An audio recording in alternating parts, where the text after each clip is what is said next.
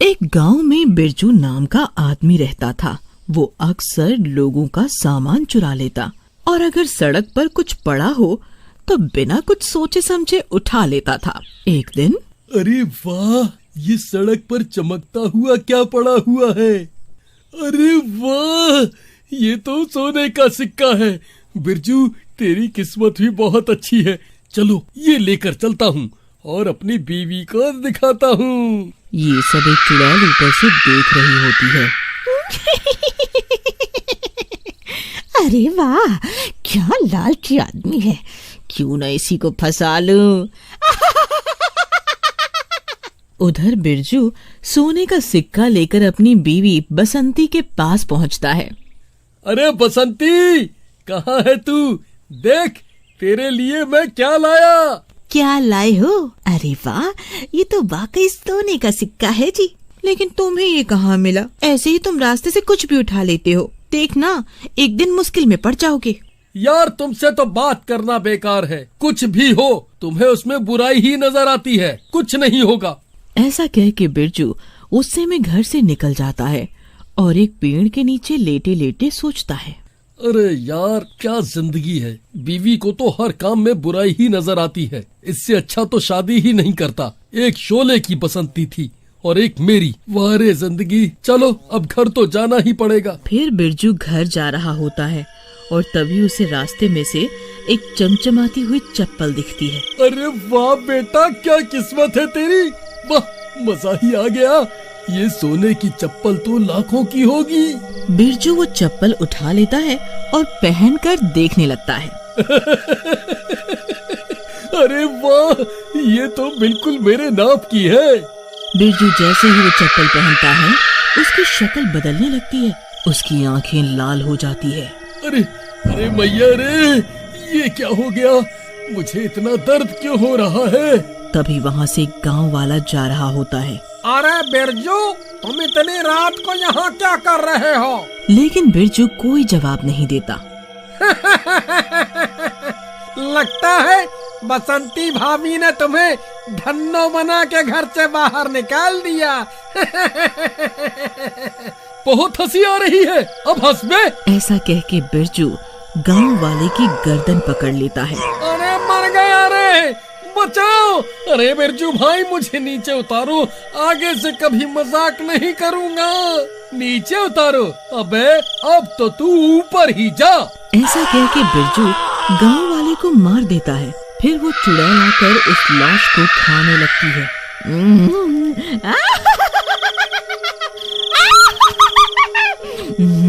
भूख लगी थी, मजा आ गया। बिरजू, तू ऐसे ही लोगों को मार। मेरे तो खाने का जुगाड़ बढ़िया हो गया। अब किसी को पता नहीं चलेगा कि लोगों को कौन मार रहा है।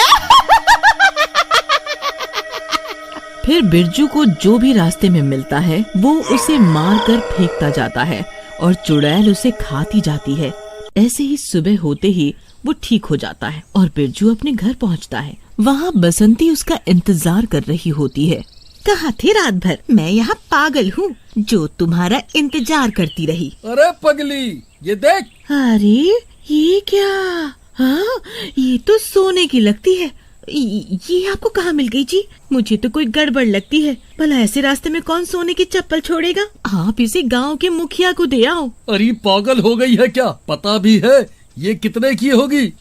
तुझे और खुद को बेच दूंगा ना, तब भी ये नहीं खरीद पाऊंगा। मुखिया को दे दूं। चल जा, खाना लगा। फिर रात होते ही बसंती सो जाती है और बिरजू फिर से उन चप्पलों को पहनता है और उसे पहनते ही उस पर वो भूत का साया दोबारा आ जाता है और वो घर से बाहर निकल जाता है।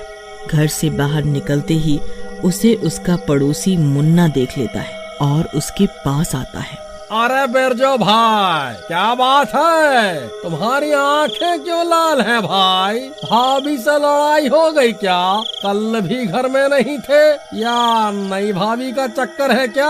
हाँ चल, तू भी मेरे साथ, तुझे भी मिलवाता हूँ तेरी नई भाभी से। भाई क्यों नहीं, चल। फिर बिरजू उसे जंगल में ले जाता है और उसे उठाकर पटक देता है। आई मेरी कमाई, अबे मनहूस, मैंने तेरा क्या बिगाड़ा है? अरे मर गया रे, मुझे क्यों मार रहा है ससुरी के?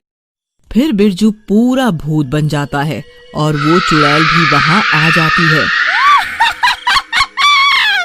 शाबाश बिरजू, तुम बहुत अच्छा काम कर रहे हो। अब तुझे मरना होगा मुन्ना, यही है तेरी नई भाभी। फिर बिरजू मुन्ना को मार देता है और चुड़ैल मुन्ना की लाश को भी खा जाती है। जाओ, अब बिरजू घर जाओ और ये चप्पल उतार कर सो जाओ। बिरजू ऐसा ही करता है और वापस अपने कमरे में आके सो जाता है। अगली सुबह गांव वालों को मुन्ना की आधी खाई लाश मिलती है। अरे बाप रे, ये तो मुन्ना है, इसको किसने इतनी बेरहमी से मारा? गांव वाले ये बातें कर ही रहे होते हैं कि तभी वहाँ बसंती आ जाती है। बसंती बहन, मुन्ना को किसी ने मार दिया, तुम्हें नहीं पता? नहीं भैया, रात में मेरी आंख लग गई थी। उसके बाद गांव वाले वहाँ से चले जाते हैं, लेकिन बसंती सोचती है, बिरजू उस दिन सारी रात घर से बाहर था, कहीं इन सब के पीछे मेरे पति तो नहीं? क्या पता इन्हें कोई लालच देके लोगों को मरवा रहा हो। उसी रात बिरजू फिर उठता है और वो चप्पल पहन के बाहर निकलता है, लेकिन इस बार बसंती उसका पीछा करने लगती है। अरे मर गई रे, हे भगवान, मैं तो लुट गई, बर्बाद हो गई, ये नास मिटा तो भूत बन गया। मतलब इस चप्पल में ही कुछ गड़बड़ है। अब मैं क्या करूं? इसके बाद बिरजू फिर से जाता है और एक आदमी को मारकर जंगल में फेंक आता है और वापस घर जाके सो जाता है। लेकिन बसंती डर के मारे घर के बाहर ही बैठी रहती है। अगले दिन सुबह बसंती की सहेली उषा उसे देखती है और पूछती है, अरे बसंती बहन, क्या हुआ? ऐसे घर के बाहर क्यों बैठी हो? बसंती उसे सारी बात बताती है। उषा बड़ी हैरान होती है। अरे बसंती बहन, ये बात तो हमें गांव वालों को बतानी पड़ेगी और बिरजू भैया को भी इस जाल से निकालना पड़ेगा। मैं अभी जाती हूँ और गांव वालों को लेके आती हूँ। ऐसा कह के उषा वहाँ से चली जाती है और बसंती डरते डरते घर के अंदर जाती है। अंदर बिरजू बिल्कुल सामान्य होकर बैठा होता है और उसने चप्पल नहीं पहनी होती। अरे बसंती, ऐसे क्या देख रही हो? आज तो बहुत ही कमाल लग रही हो, जरा हमारे पास भी बैठ जाओ। अजी आप कुछ खा लीजिए, अब मैं खाना लाती हूँ। फिर रात हो जाती है और उषा सब गांव वालों को लेकर बिरजू के घर के बाहर इकट्ठा हो जाती है और बिरजू रात होते ही फिर से चप्पल पहनता है और भूत बनने लगता है और घर से बाहर आता और गांव वालों को देखकर चौंक जाता है। आओ गांव वालों, आओ, मुझसे लड़ने आए हो? आओ, आज तुम सबकी मौत तुम्हें यहाँ खींच लाई है। तभी उषा का पति मैकू बोलता है, सुन बे, भूत के बोले है मारी मौत। अब बिरजू न छोड़ दे, ना तो तेरे गोड्डे काट लूंगा। मैं ना डरूं। रुक, तुझे बताता हूँ। ऐसा कह के बिरजू उषा की तरफ भागता है, लेकिन मैकू बिरजू को धक्का दे देता है, जिससे कि बिरजू की चप्पल उसके पैर से निकल जाती है। रवा के चप्पल से घड़ी चमके भाई, कति मजा आ गया से, मैं भी पहनूंगा इसने। ऐसा कह के मैकू वो चप्पल पहन लेता है और चप्पल पहनते ही मैकू के ऊपर वो भूतिया साया चढ़ने लगता है। अरे यो के हो रहा से, घना दर्द हो रहा से। अरे उषा, मन्ने बचा ले। तब तक बिरजू को होश आ जाता है और वो मैकू को भूत बनते देखता है।